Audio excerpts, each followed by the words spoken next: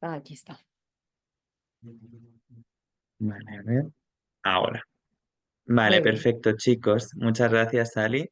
Pues buenas tardes a todos y bienvenidos a este Zoom de cierre de el tramo 2 sobre alfabetización mediática e informacional.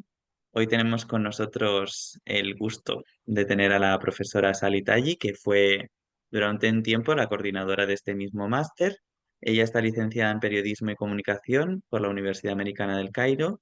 Además, tiene un doctorado en Periodismo y Comunicación por la UAB, por la Universidad Autónoma de Barcelona, y además es profesora universitaria en la Arab Academy of Science, Technology and Maritime and Transport en el Cairo. Y por supuesto, pues también es profesora de este máster, ¿no? Evidentemente. Es investigadora y su investigación se centra en el periodismo, la alfabetización mediática e informacional, la desinformación y sobre todo la inteligencia artificial aplicada al periodismo. Así que pues agradecerle este tiempo. Muchísimas gracias, Sally. Muchas gracias a todos por conectaros y pues vamos a empezar con esta sesión. Muchísimas gracias, Albert. Siempre un placer estar aquí con vosotros, con el gabinete y con los alumnos que están siempre amazing. Bueno, vamos a empezar Sí. un poco con una introducción muy breve. Si cada uno me puede decir su background, de qué habéis estudiado, qué os interesa más en este tramo, y ya está, muy brevemente. Empiezo por el orden de la pantalla, ¿vale? Tengo Fabiola. Gracias, Sally, un gusto. Yo soy Fabiola Domínguez, estoy en San José, Costa Rica, al otro lado. Y Muy bien. bueno, pues soy periodista y me dediqué al reporteo durante 10 años, después pasé a la comunicación corporativa y ya van 3 años que me dedico de forma independiente como mentora y coach en comunicación y oratoria para profesionales bilingües. Muy bien, un gusto, Fabiola, encantada. Igual. Antonio,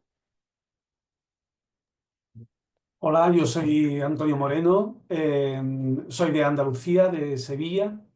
Eh, He llevado toda mi vida trabajando como animador sociocultural y educador social en proyectos de educación para la participación. He sido gerente e impulsor de la red de educación para la participación juvenil Creando Futuro y varios proyectos en el ámbito de lo social, pero también he estudiado periodismo y trabajo en este momento en el proyecto de mediación cultural en barrios desfavorecidos en la periferia de Sevilla, desde el proyecto de Factoría Cultural del Ayuntamiento de Sevilla. muchas gracias, un gusto, Antonio. Ana Martínez,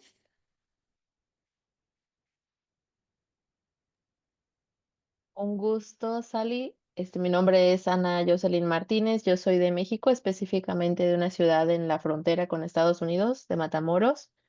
Soy licenciada en educación primaria y actualmente me dedico solamente a la docencia.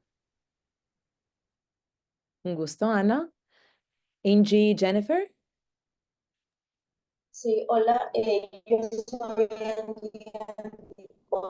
yo soy de Lima, Perú. Yo tengo una licenciatura en comunicación y periodismo. Me he dedicado a redactar en algunos medios de Perú y actualmente me dedico al periodismo narrativo, periodismo literario y soy asistente de docencia. un placer, mucho gusto. Ángeles, Sí, Ángeles nos estaba comentando desde el chat que no puede poner la cámara y no puede poner el micrófono, pero pues un sí, está bien. ¿Y así que se Daniela? disculpa. No, está bien. Daniela Daniela y González, Valentina. sí, Daniela creo que Sí, sí. tampoco no puede poner el micrófono, pero nos acaba de escribir que en este momento está en Chile y es periodista y trabaja en una fundación educacional con colegios en Santiago de Chile. Pues un placer teneros todos. Siempre estoy muy encantada de estar aquí. Vamos a hablar un poco hoy sobre nuestra experiencia con los medios digitales y los retos que enfrentamos diariamente. desde un poco de reflexión sobre la alfabetización mediática informacional y el papel que tiene con enfrentar estos retos, especialmente cuando tenemos un entorno digital guardado de una manera o moldeado de una manera u otra por los algoritmos. Entonces vamos a reflexionar empezando por, eso es un outline sobre lo que vamos a hacer hoy, vamos a hablar hoy. Vamos a empezar con un panorama mundial sobre el estado de lo digital en la actualidad. Vamos a hablar sobre el entorno actual de los medios de comunicaciones. Vamos a hacer un poco de zoom sobre nuestra experiencia a través de unas preguntas que vamos a invitaros a reflexionar un poco. Y luego vamos a hablar sobre la alfabetización mediática informacional como una manera de abordar el problema. Vamos a terminar con unos ejemplos de buenas prácticas y recomendaciones. Bueno, empezando por un panorama sobre la actualidad, según el informe digital 2025, como podéis ver, la mayoría del mundo está muy bien conectado y cada año este porcentaje va creciendo, pero con el crecimiento de la conexión de todo el mundo, también crecen los problemas, los retos que enfrentamos en los medios digitales como vamos a reflexionar hoy. ¿Cuáles son los factores que tenemos que mirar muy bien en el entorno digital, entorno mediático digital? Bueno, primero empezando por el hecho que tenemos innumerables fuentes de información. Anteriormente teníamos los periodistas, las instituciones de los medios de comunicación oficiales como los fuentes de información, pero ahora mismo con el entorno digital tenemos innumerables fuentes de información, que quiere decir que los creadores de contenidos ya no son solo periodistas, pero también son usuarios y algunas veces son unas cuentas automatizadas como los bots y los trolls, etcétera. También estamos enfrente de una muy rápida evolución de la tecnología. Tenemos la IA que está muy ¿cómo se dice? Está en toda la experiencia de los medios digitales. Y bueno, tiene doble filo, tiene el hecho que está muy bien porque hace funciones como la personalización de nuestra experiencia con los medios digitales y todo eso, pero también hace crecer el reto de la desinformación, por ejemplo. Entonces es un factor de doble filo. También hemos moviendo de un modelo no sé si habéis escuchado sobre el gatekeeping, si habéis estudiado comunicación de alguna vez, es una teoría muy bien conocida que dice que siempre con los medios de comunicación hay algunos porteros de información. O sea, anteriormente esos porteros de información, o en inglés se llama gatekeepers, fueron los periodistas, los editores en las organizaciones de noticias y de los medios. Pero ahora mismo estamos moviendo hacia un modelo de algorithmic gatekeepers o los algoritmos ahora son los porteros de información. Se filtran la información a través de los algoritmos. Entonces, no sabemos qué priorizan, cómo hacen esto. Es una manera que es un poco oculta. También esto resuelta en una baja confianza en el periodismo profesional y en los medios profesionales generalmente. Si podemos mirar estas imágenes, podéis ver algunos síntomas o algunos factores que están en el entorno informacional que estamos utilizando cada día. Por ejemplo, reflexionando sobre lo que ha pasado en el año 2020, lo del COVID-19, right? No fue solo un pandémico de salud, pero también las organizaciones internacionales han referido a lo que ha pasado como un infodemic. No sé si habéis escuchado esto, pero se refiere al problema de comunicación también, que fue un tiempo donde han crecido un montón la desinformación, las teorías de conspiracy theories, etcétera, intentando un poco hacer la opinión pública en una dirección específica. Entonces, esto fue una característica muy importante durante el tiempo y sigue así con los crisis diferentes o los eventos diferentes como vamos a ver en un momento. También tenemos un montón de contenidos dañinos en los medios de comunicación. Tenemos discurso de odio, tenemos todo tipo de violencia y todo eso. Esto nos invita a reflexionar un poco y pensar un poco en la influencia de los medios de comunicación en nosotros mismos, en nuestra vida cotidiana, en nuestra comprensión de cómo funciona el mundo que nos rodea. Es muy importante tener esta conciencia para poder pensar en esta manera. Ahora reflexionamos un poco sobre un timeline que yo considero muy importante, que refleja unos eventos que han pasado en el mundo desde el año 2016 que han mostrado un impacto real de la desinformación, un impacto real del entorno informacional y el contenido que tiene sobre la opinión pública y sobre las actitudes diferentes de la gente. En el año 2016 había eventos diferentes que han tomado el mundo por sorpresa. Por ejemplo, el resultado de las elecciones de Estados Unidos, cuando Trump ha ganado por la primera vez, esto ha tomado el mundo por sorpresa.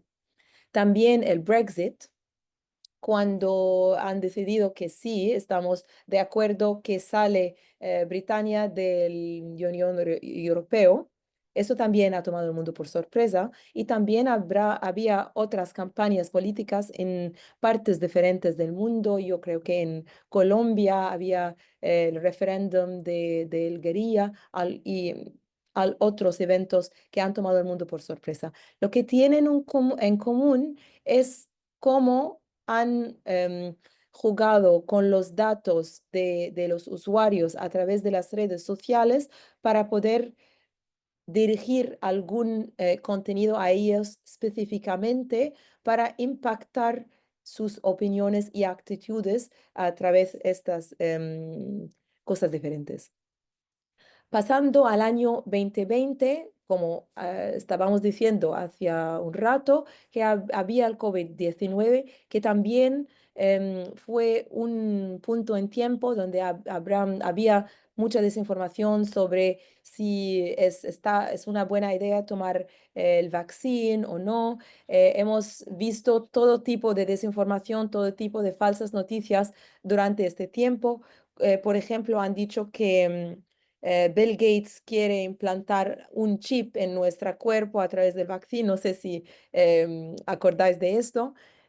Y pasa eso durante este tiempo, porque siempre el tiempo de crisis es un tiempo donde la gente tiene un set de información, necesitan información, quieren saber lo que está pasando. Entonces, con esta necesidad es un buen tiempo también para que la desinformación crece y va muy rápido.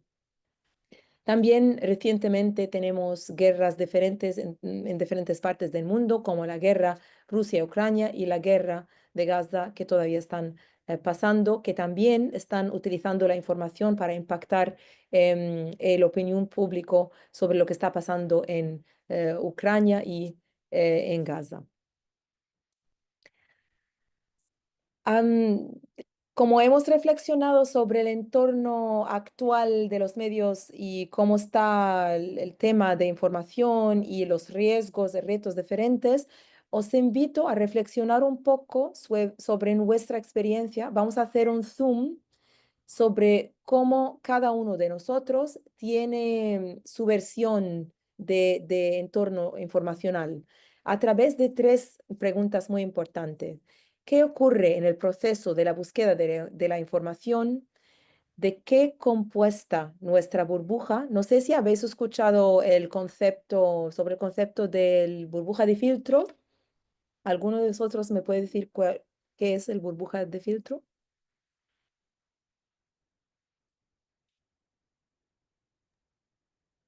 Sí, la información, digamos que está sesgada en términos ideológicos, en términos experienciales, en función de tu perfil como usuario. Exacto. Entonces se filtra toda la información que no, que el algoritmo piensa que no te va a interesar y entonces creando una burbuja de información, ¿vale? Y la tercera pregunta es cómo se procesan estos contenidos. A ver, vamos con el primero. ¿Qué ocurre en el proceso de la búsqueda de la información y qué pasa con la exposición a los contenidos de los medios de comunicación? La primera cosa que pasa, como ya sabéis, que continuamente se recogen datos sobre nosotros, hasta un punto que puede resultar demasiado invasivo. Algunas veces no sabemos cuál datos están recogiendo todo el tiempo. Estos datos se introducen en algoritmos que deciden qué incluir y qué eliminar, formando el burbuja de filtro, ¿vale? Entonces, están haciendo como una categorización y unos juicios y perfiles basados en los datos recopilados de nuestro comportamiento, de nuestra red y todo eso. Pero la pregunta importante es, ¿somos todos conscientes de ello? Especialmente las generaciones más jóvenes. ¿Sabemos qué tipo de datos se recogen y con qué fines? ¿Y cómo afecta esto a nuestra experiencia con los medios de comunicación y a nuestra exposición a la información o la falta de exposición a alguna información que se filtra el algoritmo según qué piensa que es importante para mí y qué no? ¿Vale? Y aquí parece la pregunta porque hay una diferencia mira, que como el inglés está dentro del español, dentro del árabe, tengo una mezcla aquí, perdonadme. Entonces, hay una diferencia entre algo que quiero saber y algo que necesito saber. No sé si eso tiene sentido en español diciéndolo así, como algo que quiero saber es algo que me interesa, algo que me gusta, me hace un tipo de entrenamiento, pero algo que necesito saber, que es algo importante para mí como un ciudadano formando su opinión en una manera u otra. Entonces, ¿cómo funcionan los algoritmos? ¿Tiene este considerado o no? Eso es muy importante pensarlo. Muchos, especialmente las generaciones más jóvenes, dependen de los medios personalizados, que son todos los medios digitales, para obtener la información y noticias. Las plataformas de las redes sociales, según los estudios recientes. Algoritmos actuando como porteros de información o como gatekeepers, toman decisiones y filtran contenidos según el perfil es que piensan que nos vamos a gustar esto, nos vamos a tener esta experiencia muy personalizada para mantener nuestra atención para el máximo tiempo posible. Entonces, enseguida, las personas basan sus decisiones, opiniones, actitudes y juicios en esos contenidos, muchas veces de forma inconsciente. Entonces, una pregunta aquí. ¿Funcionan los algoritmos en beneficio de los usuarios? ¿Proporcionan la experiencia personalizada deseada o hay algo más? Eso es muy importante pensarlo. Entonces, tenemos un concepto que yo quiero que he olvidado ponerlo, que en inglés se llama the attention economy, la economía de atención. No sé si habéis escuchado este término antes o no. La economía de atención. Cuando decimos la economía, estamos refiriendo a un recurso que es un poco scarce, o sea que, Albert, ¿me ayudas? Escaso. Que Es, asusta. O, No, te asusta. O sea escaso, que, de escasez. sí, o sea que es muy poco. sí, correcto, escaso, sí. ¿Vale? Que es muy limitado, si podemos decirlo así, que es muy limitado, ¿vale? Entonces, estamos hablando de recursos muy limitados. La atención es un recurso limitado. Entonces, cuando decimos la economía de atención, estamos refiriendo a este concepto que la mayoría de las plataformas tienen sus business models basados en mantener nuestra atención para el máximo tiempo posible, porque nuestra atención es dinero para ellos, es comerciales, ¿sí? Entonces, eso es muy importante volver a esta pregunta. ¿Funcionan los algoritmos en beneficios de los usuarios o más en beneficio de las plataformas de medios sociales? Eso es muy importante pensarlo. Entonces, hay una ocultad muy alta sobre cómo funcionan los algoritmos. Hay falta de coherencia entre los intereses de las plataformas y los de los usuarios. ¿Cómo estamos navegando por el entorno de la información en la era de la guerra de la información? O en inglés siempre se refiere como the information warfare y el control algorítmico o the algorithmic gatekeeping. ¿Cómo es navegar por este entorno? En primer lugar, tenemos que entender que las plataformas sociales, de medios sociales, son unos sistemas muy complejos que tienen estos dos componentes como muy importante para entenderlos. En primer lugar, tenemos el diseño de plataformas que incluye los algoritmos, las políticas y también la UX y la UI. No sé si en español también se refiere UX y UI. UX es la experiencia del usuario, que es cómo es el viaje del usuario en la plataforma, cómo está navegando la información, qué opciones tiene en las plataformas diferentes. Ese es que el UX. El UI es cómo parece, o sea, el interface, cuáles son los colores utilizados, cómo están ordenados las cosas diferentes en las plataformas, cómo parece. ¿Vale? Entonces, esos dos conceptos van en el diseño de las plataformas junto con la política y algoritmos y hacen una experiencia específica en las plataformas que no siempre toma la ética en cuenta, que no siempre toma el buen del usuario en cuenta. Tiene más el buen del plataforma, ¿vale? Entonces, por ejemplo, una de las cosas que están en todas las plataformas es infinity of content, que el contenido no acaba. O sea, no acaba. Puedes pasar 1 hora, 2 horas, 3 horas. Algunos jóvenes pasan hasta 6 horas en el TikTok. Imaginaos, o sea, es muy peligroso, ¿no? Entonces, esto es una cosa en el diseño que hace la experiencia muy adictiva. En otro lugar tenemos el comportamiento humano, que tiene un rol en crear el ecosistema de información personal de cada uno. Estamos todos consumidores y también creadores. Esto es muy importante entenderlo. Entonces, la pregunta así, o sea, la desinformación y el problema con la información no es algo nuevo, es algo que ya existía desde hace mucho tiempo, pero ¿qué hace esta época de la guerra de la información? ¿Qué hace esta época diferente? ¿Cuáles son los factores que tenemos que mirar cuando estamos hablando de la guerra de la información?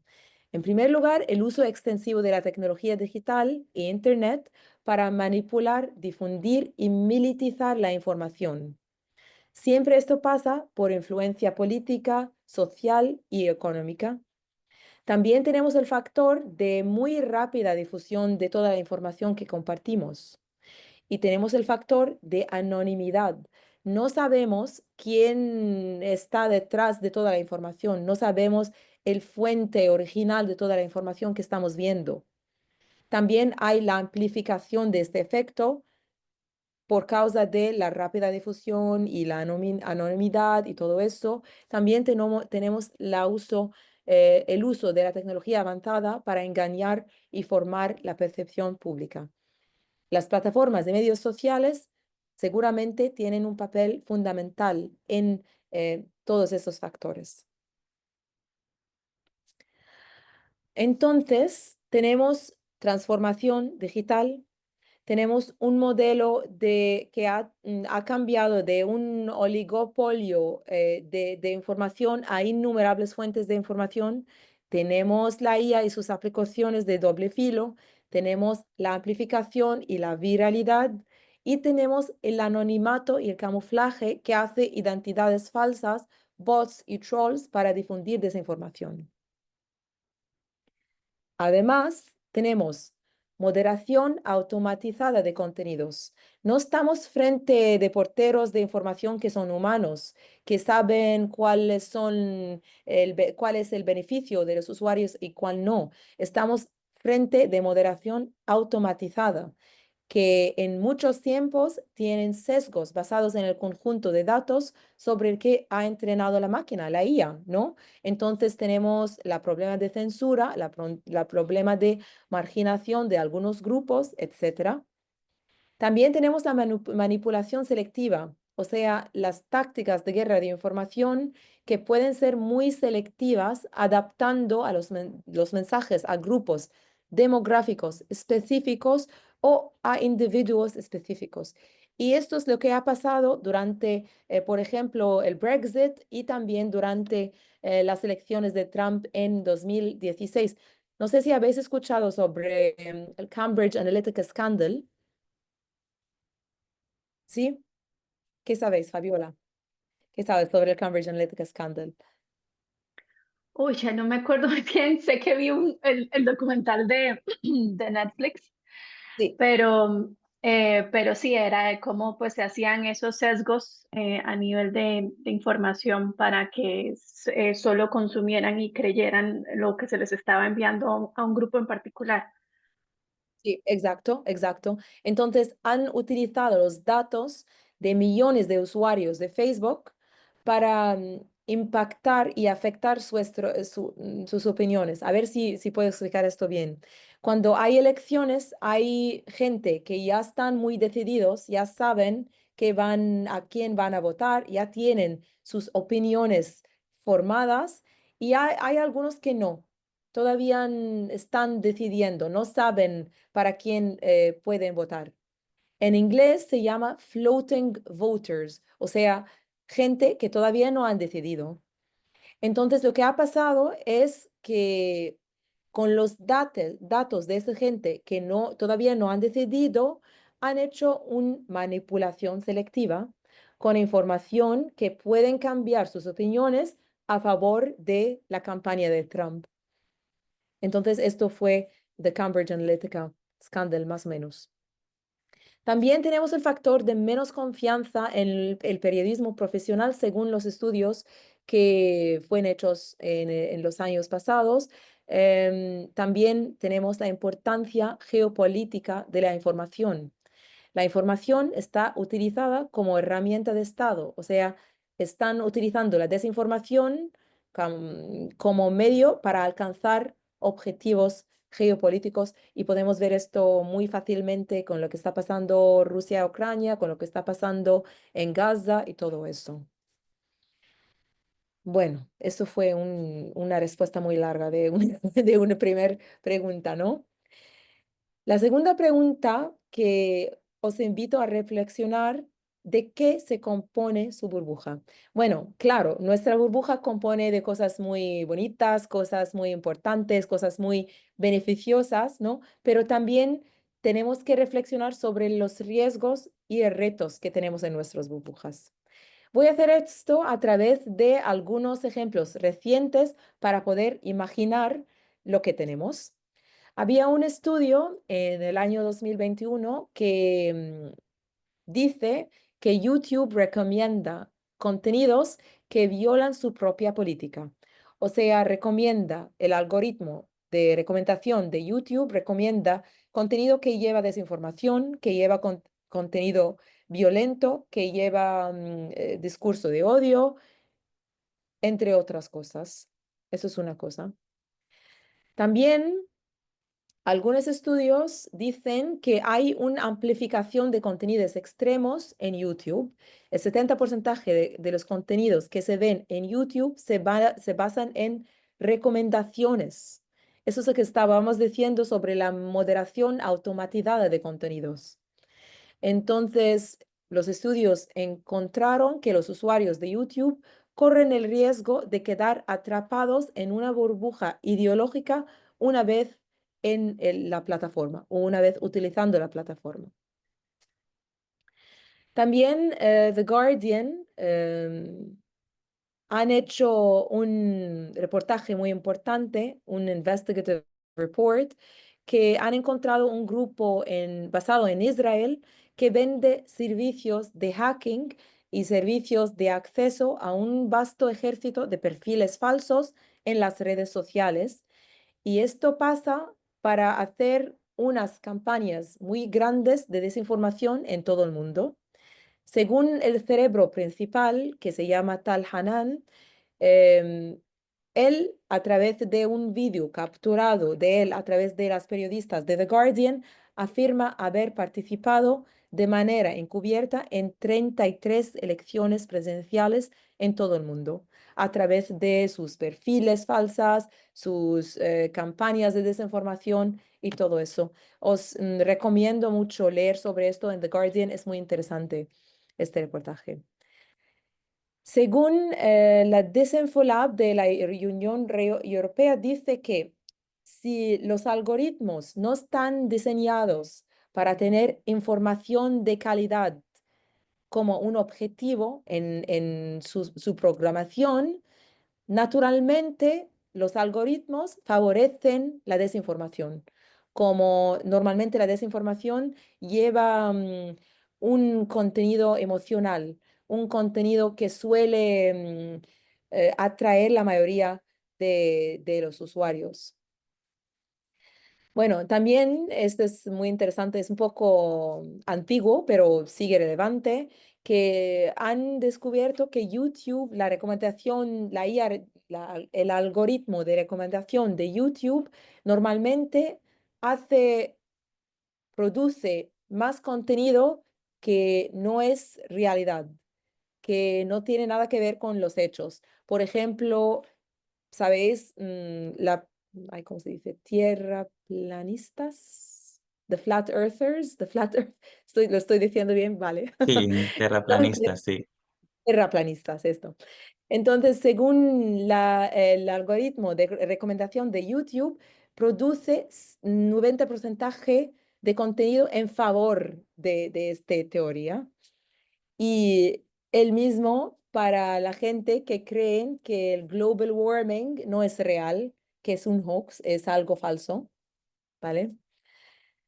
Bueno, también tenemos los peligrosos retos de TikTok que llevan, eh, que hacen que los jóvenes hacen estos retos peligrosos para tener más atención, más uso de la plataforma de TikTok. También tenemos información según el NewsGuard, que es un sitio web que hace como un observatorio sobre la desinformación y los sitios web que llevan desinformación. Dice que los sitios web rusos, financiados y gestionados por el gobierno, utilizan plataformas digitales como YouTube, Facebook, Twitter y TikTok para lanzar y promover falsas narrativas. También en un estudio hecho en colaboración con The Guardian han descubierto que la desinformación sobre la guerra entre Rusia y Ucrania existe y los usuarios lo pueden ver en TikTok después de 45 minutos de utilizar la plataforma de TikTok. Entonces, eso es muy peligroso también. La tercera pregunta: ¿cómo se procesan estos contenidos? O en otras palabras, ¿cuáles son las consecuencias de todos estos retos y todos esos problemas que están en nuestro entorno informacional? En primer lugar, tenemos confirmación de realidades diferentes. Bueno, eso resulta del tema de hyper-personalization. Toda nuestra experiencia es personalizada en una manera muy exagerada. Entonces, cada vez que entro yo en mi Facebook, en mi Instagram, en cualquier plataforma digital que utilizo, siempre tengo confirmación que mis opiniones son los correctos, mis actitudes son los correctos. No tengo diversidad de ideas, no puedo ver opiniones diferentes. Entonces, tengo la confirmación de mi realidad misma, que es muy diferente de la realidad de cada uno, ¿no? Y esto pasa a una polarización. Desde el año 2016, eso es una nota muy importante, que en partes diferentes del mundo hay este fenómeno de polarización. La gente no puede tener la tolerancia de escuchar el otro. Hay un refuerzo continuamente de los sesgos cognitivos. Entonces, por ejemplo, las elecciones de Trump y Brexit, los resultados fueron con simple majority, o sea, 51-49. Y eso te dice que hay una división en la sociedad, más o menos. También hay la caos de la información, donde hechos y verdades tienen definiciones diferentes. La cosa que es verdadera para mí, que es un hecho para mí, es muy diferente que cómo definen otras personas. También hay la guerra de información, como estábamos diciendo, em, reflejando marcos engañosos al servicio de intereses políticos, económicos, etc. ¿Cómo nos afecta esto? Esto aumenta los sesgos cognitivos que cada uno tiene. Esto impide el pensamiento crítico porque estoy haciendo los medios de comunicación todo el tiempo en una manera muy automatizada, que es muy peligroso. Esto crea más intolerancia hasta puntos de vista diferentes que afecta en una manera muy negativa el entendimiento global, o sea, siempre tengo juicios, siempre tengo una representación de una persona en una manera específica y no tengo tolerancia a escucharlos. Eso también engaña y orienta mal en el proceso de la toma de decisiones, porque yo baso mis decisiones sobre la información que tengo. Entonces, si la información me hace un tipo de engaño, mis decisiones no están muy bien informados. ¿Tenéis alguna pregunta? Porque yo me siento como un radio, hablando sin parar. ¿Algunas preguntas, algún comentario que quieren compartir?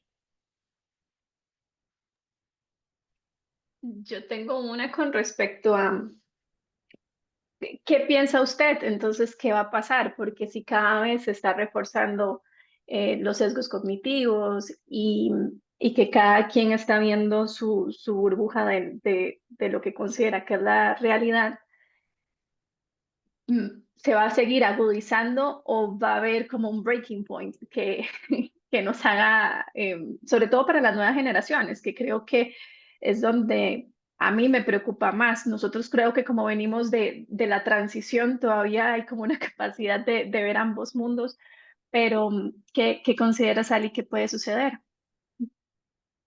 Bueno, había refuerzos desde el año, yo puedo decir 2010, que muy antes sí, pero desde 2010 había esfuerzos diferentes para cambiar esto, ¿vale?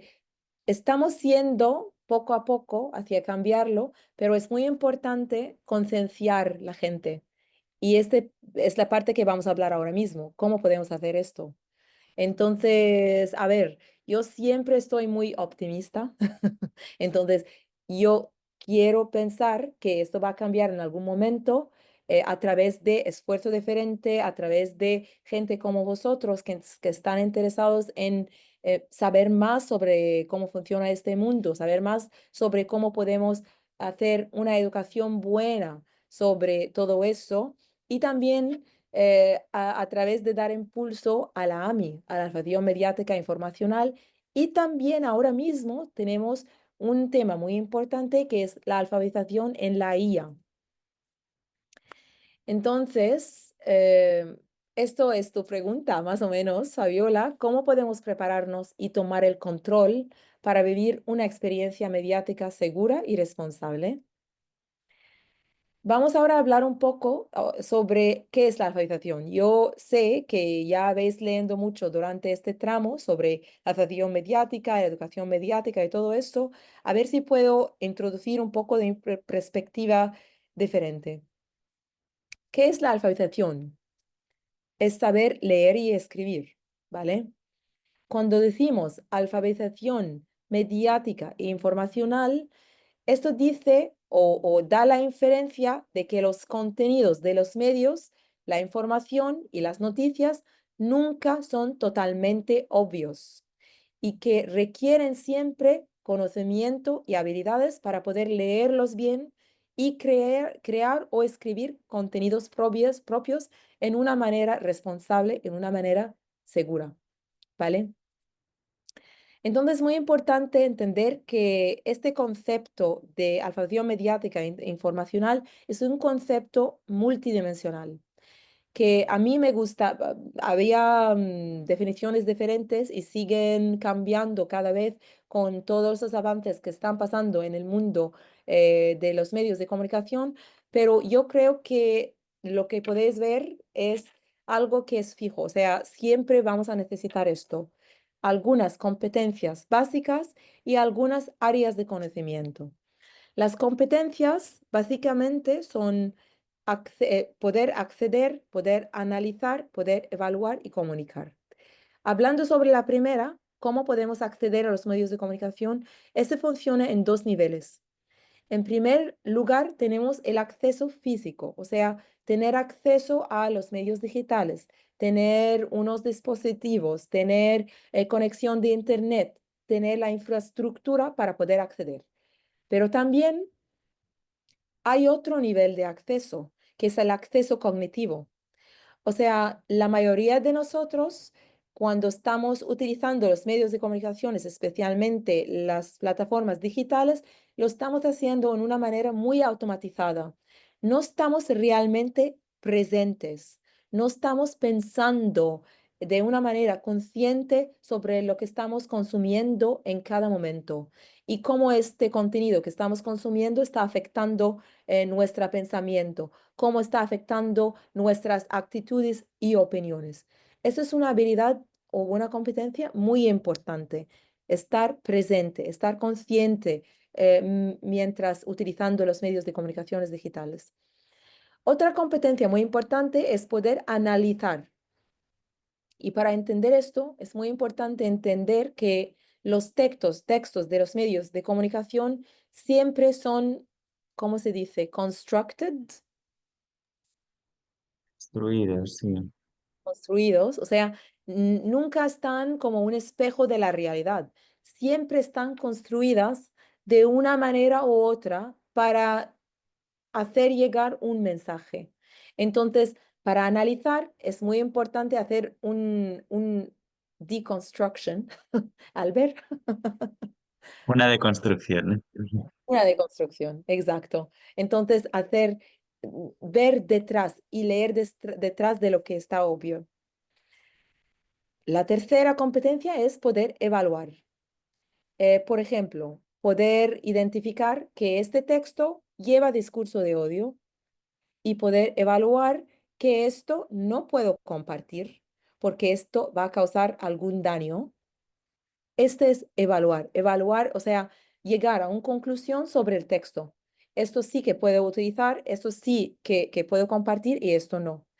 Esto me afecta en esta manera y esto me afecta en otra manera. Llegar a este nivel de poder evaluar el contenido que estamos viendo cada día. Y la cuarta habilidad o la cuarta competencia es comunicar. Es muy importante saber cómo comunicar en una manera responsable. Y esto significa qué comparto y qué no. ¿Cómo puedo hacer un mensaje que está muy bien hecha, está verificada, que no lleva ningún desinformación, no lleva ningún discurso de odio, no lleva ningún contenido dañino a algunos. Eso es muy importante también. Los áreas de conocimiento, que también es una dimensión muy importante de la AMI, de la Asociación Mediática Informacional, son 5 áreas de conocimiento según Potter. El conocimiento del contenido de los medios de comunicación. ¿Qué es el contenido? ¿Qué son los formatos diferentes? Por ejemplo, si estoy viendo una publicidad, ¿qué están utilizando en esta publicidad para hacer el mensaje llegar? Si estoy viendo unas noticias, ¿cómo está ordenado las noticias? ¿Cuál tiene priority? ¿Cuál está priorizado y cuál no? Entonces, conocimiento del contenido de los medios de comunicación. También conocimiento de la industria de los medios de comunicación. Y cuando estamos hablando de la industria, estamos hablando del tema de business models, cómo ganan dinero. Por ejemplo, estamos hablando de las redes sociales, ganan dinero a través de nuestros datos. Eso es muy importante entenderlo. También, ¿cuáles son los owners? The question of ownership. Entonces, ¿quién está detrás de todo eso? ¿Quién maneja todo eso? ¿Quién tiene el poder de moldear las narrativas diferentes que están viendo en las plataformas diferentes? Esto es una manera de conocimiento de la industria de los medios de comunicación. Conocimiento de los efectos de los medios de comunicación. Cuando estoy hablando de efectos, podemos reflexionar un poco de las teorías clásicas de estudiar los medios de comunicación, como por ejemplo el agenda setting. A ver, ¿me entendéis? O sea, los medios de comunicación tienen el poder de hacer la gente creer que este tema es lo más importante en el mundo. Y eso no necesariamente es correcto, pero tiene el poder de hacerlo.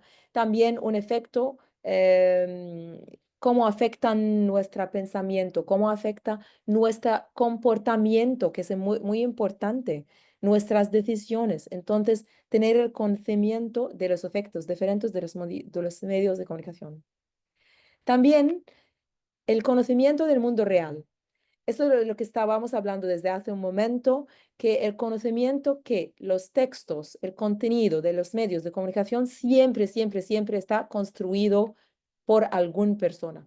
Siempre no está en un espejo reflexionando la realidad. Siempre está construido. Entonces hay que mirar fuentes diferentes para poder hacer una decisión o una opinión que es basado en una diversidad de perspectivas sobre un tema.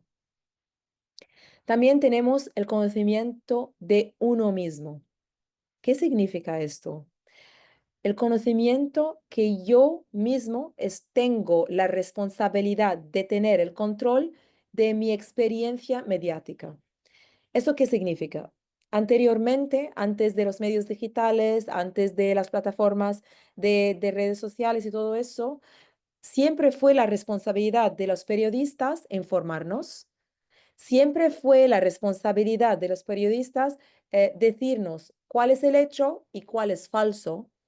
Pero ahora mismo, con las plataformas digitales, con el cambio de rol que tenemos como usuarios, nosotros también tenemos una responsabilidad, porque tenemos un poder de crear contenido, tenemos un poder para compartir en el entorno informacional, ¿no? Entonces, con este poder viene una responsabilidad. Entonces, si yo les pregunto ahora, ¿quién está responsable en encontrar la información verdadera si hay una campaña de desinformación? ¿Son los medios de comunicación o una persona? Yo misma. ¿Quién tiene más responsabilidad? Y os voy a dar las opciones de decirme de 1 a 5. De 1, que es la responsabilidad completamente de los medios de comunicación, a 5, que es la responsabilidad mía, 100%. ¿Qué pensáis?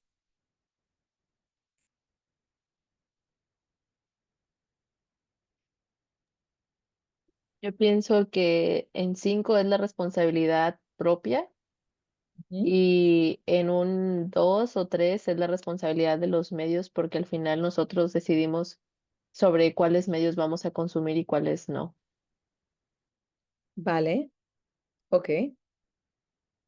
¿Y el resto qué pensáis?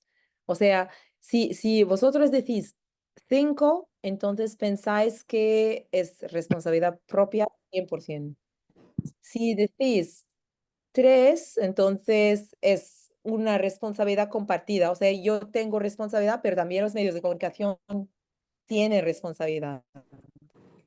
Considero que la responsabilidad es compartida, porque también los medios pueden decidir qué tipo de cosas van a lanzar en la información.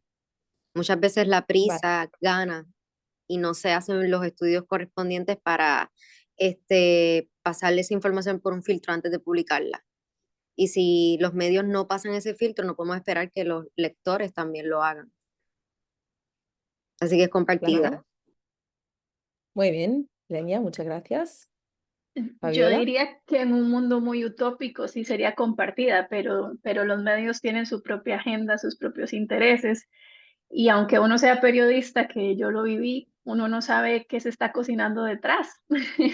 Entonces uno como periodista sí te pueden asignar cubrir ciertos temas y puede haber toda una estrategia detrás de por qué esa es la línea por el cual el medio va a ir en esa dirección y apoyar a ciertas, incluso a elegir cuáles fuentes de información entrevistar, que eso sucede también.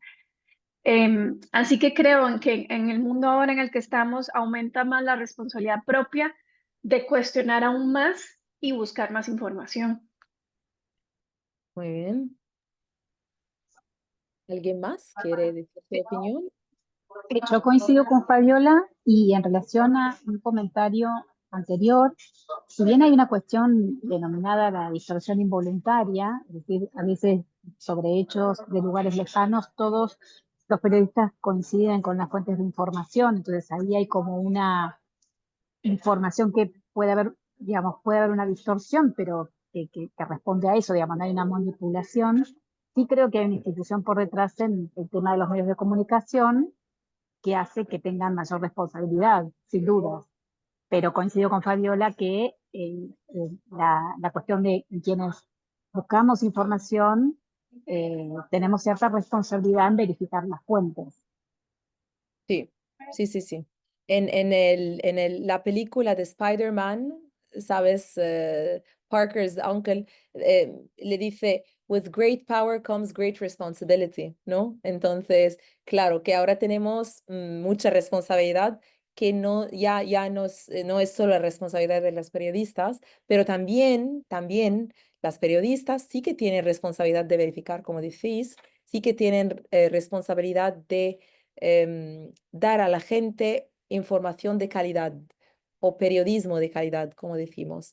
Pero con todos los retos que tienen las periodistas hoy en día, esto suele estar un poco complicado o un poco difícil. Muy bien. Entonces, la pregunta es, ¿cuál de estos veis que es más cierto? ¿Que la información mediática e informacional tiene o ambas cosas? Eso es muy importante reflexionar, porque al principio la información mediática e informacional fue introducida como una manera de proteger, o sea, poner el mayor énfasis en proteger a las audiencias contra los posibles efectos nocivos de los mensajes de los medios de comunicación. Y a audiencias aquí estamos refiriendo a niños y audiencias más jóvenes. Pero ahora mismo no es solo así, no es solo, la AMI tiene el rol de proteger, pero también a capacitar. Y cuando decimos capacitar, estamos hablando de la capacidad de los ciudadanos de ser críticos con las estructuras de poder y en consecuencia el poder que les atribuye en ese sentido para tener un impacto evidente en la política, en la sociedad y en las instituciones. Entonces, en este tema, en este paradigma de la alfabetización mediática, sí que puede capacitar, debemos pensar en las competencias de análisis, de ser más críticos, de valoración y evaluación de los mensajes de los medios de comunicación como pilares fundamentales.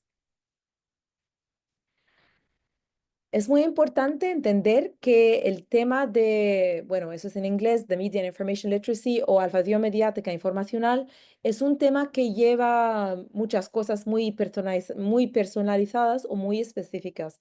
Por ejemplo, si yo quiero entender y analizar una publicidad, este refiere a Advertising Literacy o alfabetización de publicidad. Si yo quiero analizar las noticias y entender lo que está detrás de las noticias, se refiere a news literacy o alfabetización periodística. Entonces, el tema de la alfabetización mediática informacional lleva muchos tipos de alfabetización según el contenido que yo estoy consumiendo.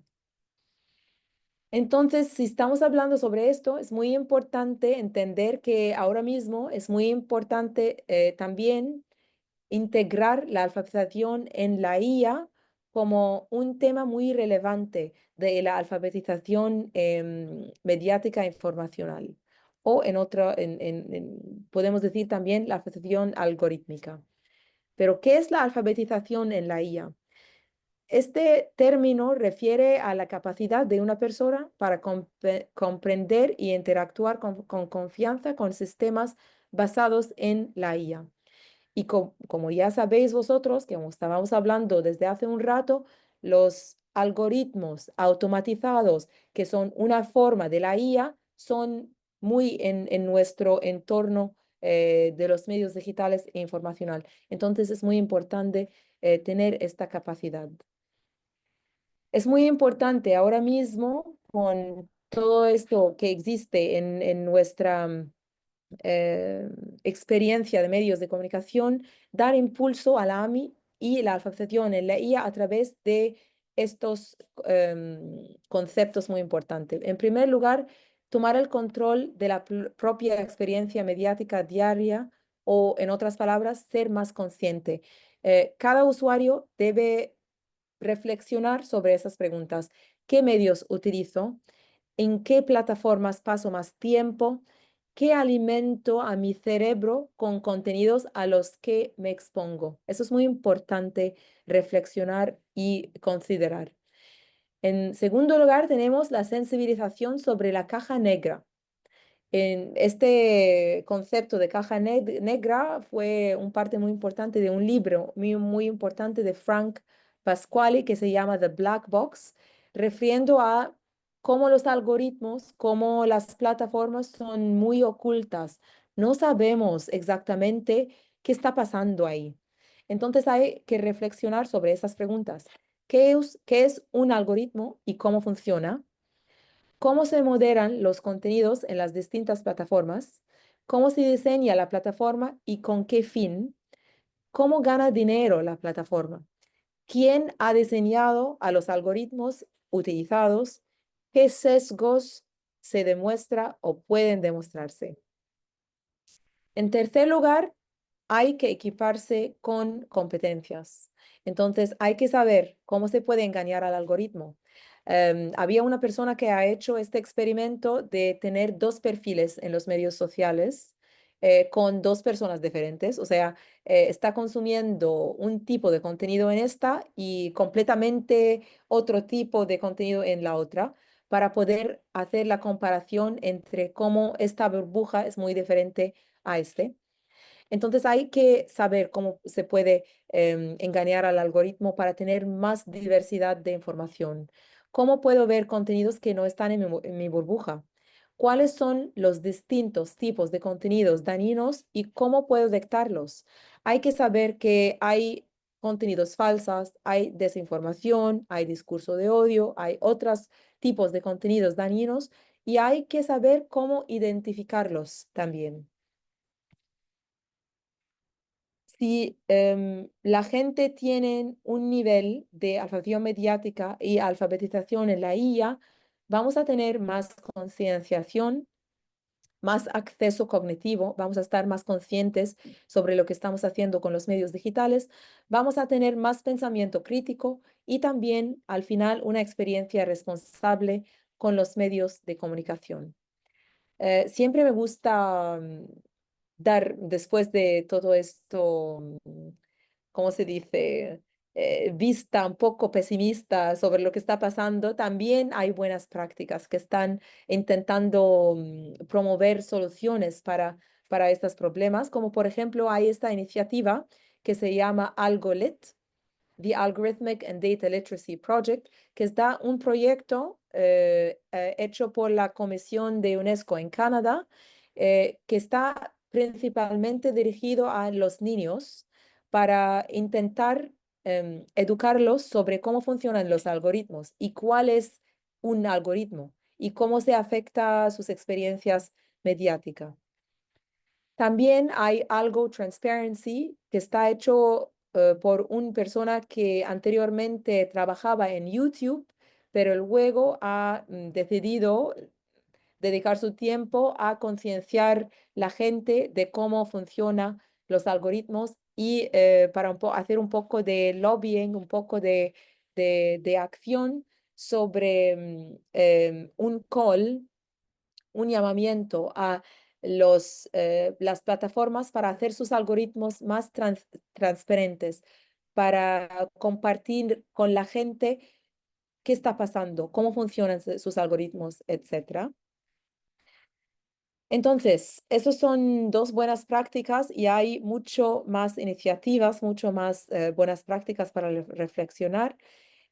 Si estamos hablando de una acción, en primer lugar, hay que involucrar las distintas partes interesadas y este tiene que ver con tu pregunta un poco, Fabiola, que es muy importante involucrar 4 niveles. En primer lugar, la industria o las plataformas, es muy importante hacer énfasis en la ética. Es muy importante hacer énfasis en la importancia de alinear los intereses de los usuarios y por lo tanto de la sociedad. Es muy importante hacer fomento a la transparencia algorítmica y promover un diseño humano en lugar del diseño adictivo de las plataformas. También reconsiderar los modelos de negocio o los business models de estas plataformas. En segundo lugar, tenemos la sociedad civil y los ciudadanos. Es muy importante dar un impulso a la alfabetización algorítmica y la alfabetización mediática informacional. También hacer sensibilización sobre el coste de los servicios gratuitos o, en otras palabras, cómo pagamos nosotros como usuarios con nuestros datos sin saberlo todo el tiempo. También hacer fomento de iniciativas al servicio del bien del público. En tercer lugar, la academia. Es muy importante ampliar la investigación para llegar a una conceptualización concreta de la alfabetización algorítmica y cómo se puede integrar en la alfabetización mediática e informacional.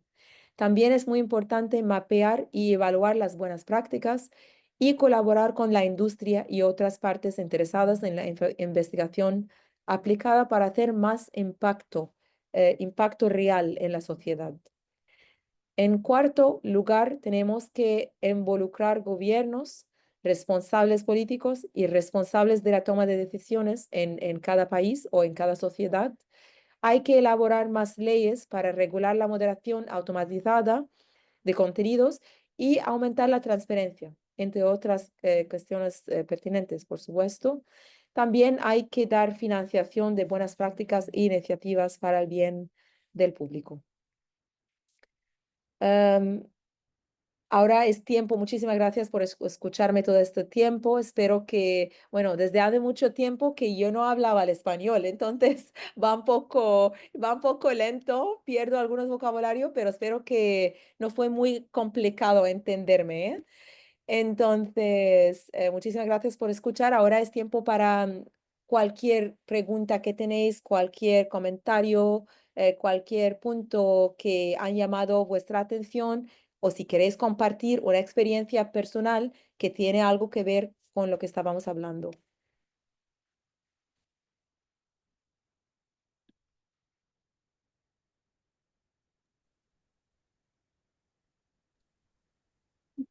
Yo tengo una pregunta, Sally, bueno, dos. Una es con respecto a si YouTube o hay otra plataforma cuyo algoritmo sea el que se esté sesgando más ahorita a los usuarios. Por este ejemplo que dabas del 70% que se va más por las recomendaciones, o si ya se han estudiado, por ejemplo, cómo es que está pasando con Instagram o TikTok. Y la otra consulta es con respecto a las brechas de, em, sí, porque sí se habla mucho en las lecturas y pues cada vez se está discutiendo más de cómo con la mayor participación de la IA, cómo se puede agudizar esa brecha en aquellas personas que no tienen acceso. O tal vez jóvenes que pues sí consumen mucho las redes, pero no llegan a tener ese nivel de alfabetización en poblaciones de menor ingreso.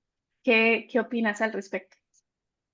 Bueno, en primer lugar, sobre tu pregunta que tiene que ver con las plataformas, es muy difícil responder a esto porque nunca se sabe completamente al 100% cómo funcionan los algoritmos de cada plataforma, porque para ellos es su secret recipe, ¿sabes? Es su secreto para mantener algo distinto.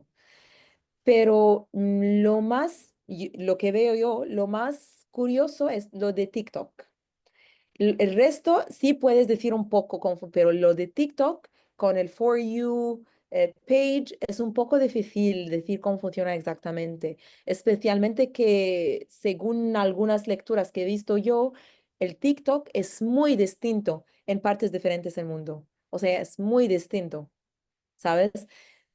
Entonces, es muy difícil saber seguramente cuáles son más peligrosos, pero es muy importante seguir analizando todo el tiempo y estar muy consciente de qué aparece, cómo cambia el contenido según, por ejemplo, mi comportamiento, si es de una manera verdadera mi comportamiento solo que hace el control del contenido o hay otros factores también que podemos considerar como la recomendación, el algoritmo de recomendación.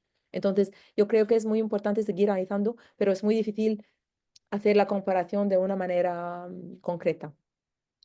La segunda pregunta, yo creo que es muy importante empezar por los educadores, porque si haces la conciencia, la sensibilización entre los educadores que saben muy bien cómo funcionan estos sistemas, que saben muy bien cuáles son los hábitos de uso de sus alumnos, que están los jóvenes, hay que tener este tipo de educación, este tipo de concienciación entre los educadores.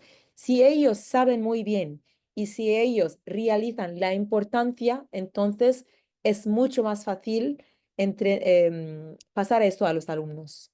Entonces hay que empezar por esto. Y también en este manera, el parte administrativo de los colegios, o sea, hacerlos saber que es muy importante involucrar los educadores en este movimiento para el bien de los alumnos también.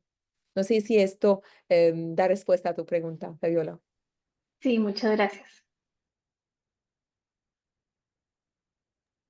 Yo tengo Otra, también una pregunta. sí, por favor.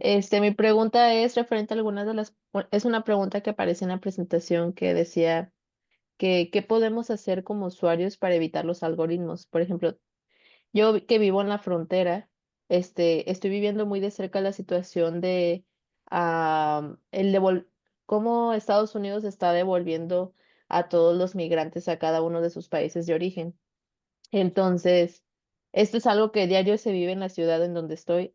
Entonces, ahora, yo soy usuaria de TikTok también, por ejemplo, yo en TikTok no puedo encontrar información sobre ese tema porque no me aparece. Entonces, hasta que yo empiezo a buscar y a buscar y a buscar, es cuando me empiezan a aparecer TikToks de personas que analizan la situación política. Entonces, ¿qué podemos hacer nosotros como usuarios para evitar los algoritmos? O sea, ¿tengo que buscar o qué puedo hacer? Evitarlos, imposible. O sea, porque es parte del diseño de la plataforma, ¿sabes? Entonces es imposible completamente evitarlos porque ya está ahí en la infraestructura, ¿sabes? Pero sí que puedes hacer lo que estás haciendo, tener la concienciación de esto no aparece a mí porque estoy de este, por ejemplo, perfil demográfico o porque estoy en esta parte del mundo, entonces no va a aparecer, pero tienes que hacer lo que estás haciendo, hacer search, hacer búsqueda de información que está muy diferente, que está muy distinto para que empiecen a aparecer contenido que normalmente no suele aparecer a ti porque tus datos no da el algoritmo, la información que esto te va a interesar. ¿Me explico? Por ejemplo, aquí en Egipto, te doy un ejemplo de lo que está pasando en Gaza y Israel y todo eso. Los egipcios han visto que utilizando algunas palabras, las plataformas no hacen que el contenido aparece. Entonces han empezado a hacer algo para engañar un poco el algoritmo. Han empezado a mezclar las letras de una palabra entre árabe e inglés. Entonces, por ejemplo, si escribe Gaza, se escribe en inglés G, A, y luego Zin, que es una letra árabe que tiene el mismo sonido, za, y luego A. Y hacen esto con palabras que han visto que el algoritmo lo lee y no hace que no aparece, para un motivo político y todo eso. Es una manera de engañar el algoritmo. Y se practica mucho en Egipto, por ejemplo, ¿sabes? Cambian las palabras en una manera para que el algoritmo que está automatizado, que tiene el entrenamiento o la programación para detectar esta palabra y no lo hace aparecer, entonces lo están engañando en esta manera, ¿sabes? Que es muy curioso. Ok, gracias. De nada, Ana. Sally, mira, yo quería hacerte una pregunta que tiene que ver con las lecturas, además de esta misma semana, porque en relación con la alfabetización mediática, informacional, digital, no encuentro que aparezca el software libre como un elemento dentro de los contenidos de las competencias en, en alfabetización mediática. ¿Qué piensas? El software, me dices. Sí, ¿Me puedes repetir? el El software software. libre. Claro, es decir, Bueno, toda la parte, sí. dime. Sí, toda la parte un poco de una informática construida desde la ciudadanía y no al servicio de las corporaciones. Es decir, no se plantea como una opción, ¿no? Dual, ¿no? Puedes estar en TikTok, pero puedes utilizar otras herramientas de comunicación que son de software libre, que no es propietario, que tú tienes el control de tu propia Ah, informática, ¿no?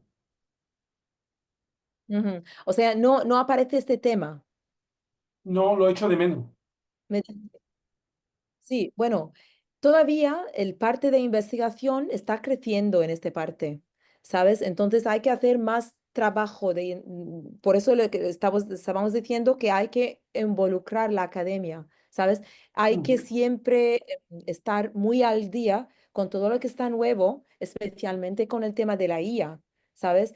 ujú, Entonces, por ejemplo, todavía la alfabetización de la IA no está formalmente parte de la alfabetización mediática informacional, pero hay ujú. que estudiar cómo se puede integrar esto.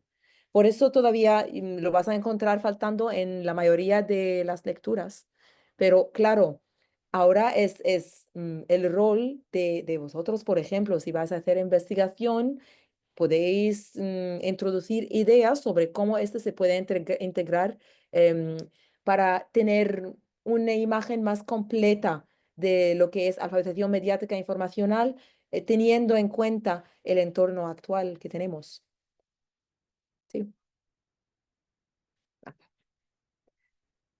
¿Otras preguntas, comentarios? No. Bueno, creo que ha sido tremendamente interesante y no te preocupes, Tali, porque tu español es perfecto. Creo que aquí estamos de acuerdo todos en eso. Gracias. De nada. A banda de eso, realmente muy, muy interesante y agradeceros a todos por vuestras preguntas, por el debate, mini debate que se ha ocasionado. También que ahora no recuerdo quién ha sido, disculpad, pero por preguntar a los docentes, ¿no? Que cuál era su opinión, porque muchas veces solo hacemos ese trabajo de el profesor preguntando a los alumnos, pero también es muy interesante que oigamos las opiniones de los profesores, así que en ese sentido agradeceros también eso. Y nada, no sé si tenéis alguna pregunta, alguna última cuestión que queráis comentar, ya no tanto de la sesión, que también, sino del módulo o del trabajo que tenéis que entregar, que tenéis de tiempo hasta el domingo, alguna cosita que queráis compartir antes de que terminemos esta sesión. Sí, o No. sea, igual tiene relación Sí, como con, con la clase, porque de lo que comentó Sally, bueno, yo le comenté brevemente que trabajo en colegio, entonces mientras estaba en la clase justo estaba llegándome como un caso de, no sé si esto pasará en otros países, se llamará igual, como tenemos problemas de convivencia escolar en relación como a los chats anónimos de confesiones. Tuvimos una situación en el colegio, entonces la directora me estaba pidiendo como ayuda de cómo enseñarle a los papás que no caigan en esto, los estudiantes, cómo diferenciar qué es anónimo, qué es no. Entonces lo estaba viviendo como en el momento en que sentía la clase y lo que siempre me queda muy al debe, que quizá es algo que sería interesante si después pudiésemos como compartirnos el trabajo esta semana, que yo creo que es muy interesante conocer como qué están haciendo los otros países quizá en temas de alfabetización digital, porque como el trabajo es como contar algo propio del país, pero no tenemos como la instancia de quizás poder conocer qué presentan los compañeros, me parecería súper interesante ver qué están haciendo en otros lados, porque claro, me voy a quedar como con la noción de lo que está haciendo acá, con lo que mostró Sally ahora de lo que se están haciendo en los programas, pero siempre, como decía Antonio, no se queda corto, como que siempre le falta algo que quisiera como abordar desde otra perspectiva, y sería interesante como si tuviéramos esa oportunidad igual de poder hundar un poco en ese tema, en cómo estamos como estado del arte entre nosotros allí como compañeros de clase. claro, sí, no, Daniel, absolutamente. En ese sentido, una vez que enviéis los trabajos y ya estén revisados y tengáis vuestras respectivos comentarios del profesor, cuando todo ese trabajo ya esté hecho, por supuesto que os los podéis compartir. Si queréis que desde la UAB organicemos algún sitio virtual, alguna carpeta de Drive, alguna cosa para que los podáis ver todos, por supuesto, ahí no tenemos ningún problema porque al final también, pues es lo que decía Antonio, ¿no? Generamos el contenido un poco entre toda la ciudadanía y entre todos los alumnos, así que en ese sentido, sin ningún problema. Así que, pues eso, cuando estén todos revisados y demás, os los podemos compartir sin problema. Y, Y nada, y, y, pues utilizo la sí. oportunidad para decir que de verdad este programa de máster que tiene very unique point de la manera de tener gente de todo el mundo, que es el gabinete Ujú, también, gente de todas ujú. partes del mundo, realmente. O sea, ahí es un ambiente muy internacional, muy intercultural también, que hace enriquecer el viaje ay, ¿cómo se dice? The learning journey, o sea, el viaje ay, De la curva learning. de aprendizaje. Exacto. De aprendizaje. Mira, me escapa todas las palabras. Ya. Pero Entonces, aquí No, todos entendemos inglés. me Sí. alegro. A ver, si hubiéramos dicho desde el inicio, tranquila. Gracias, Saviola. no, gracias a todas. Y absolutamente lo que decía Sally. Por suerte o, bueno, por desgracia, creo que pasa muchos, pasa en todas partes, ¿no? Cuando estudias algo en un país concreto, en una zona concreto, pues la mayoría de referencias, de ejemplos que te ponen es sobre esa zona y lo bueno de compartir la clase con muchos profesores de distintas partes del mundo, con muchos alumnos, pues eso, tienes esa visión un poquito más rica, aunque siempre tendemos, ¿no? al eurocentrismo o al etnocentrismo, pero bueno, tenemos esa suerte. Así que eso, pues muchísimas gracias a todos por seguir enriqueciendo esta clase y cualquier cosita que necesitéis, pues estamos a un golpe de mail, a un golpe de WhatsApp, si tenéis alguna duda que os surja durante la semana sobre el entregable y si no, pues nos volveríamos a ver la semana que viene en el tercer tramo. Así que muchas gracias a todos, chicos, Y cualquier cosita, pues ya sabéis. Gracias a ti también, Sally, por tu tiempo, por Sí, supuesto. muchas gracias. Muchas gracias a todos. Gracias, Hasta hasta luego. pronto. Gracias. Chao, gracias. Gracias.